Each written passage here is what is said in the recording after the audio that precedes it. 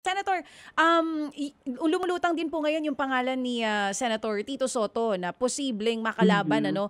ni Senate President Cheese Escudero dito po sa Senate presidency. Kahapon kausap namin si Senator Bato and hayagan niya pong sinasabi Hmm. na ang Duterte 7 is going to support ito pong si Senator Cheese Escudero. Pero kung kayo po ang tatanungin between Senator Tito Soto and Senator Cheese Escudero, pareho po ba kayo ng kaisipan ni Senator Bato na para sa kanya, kaya si Cheese ang boto ko dahil pinakikinggan niya ang lahat ng panig?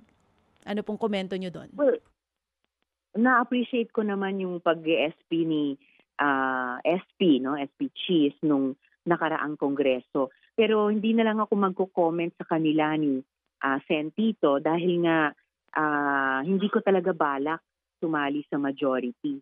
So malamang yung magiging path ko doon ay hindi ako boboto dun sa botohan sa Senate President.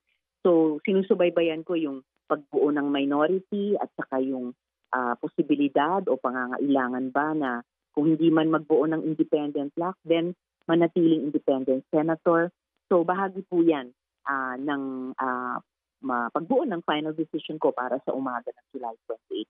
Basta't ang sigurado ko pala ngayon at ang masasabi ko po sa inyo publicly ay hindi ako sasama sa majority.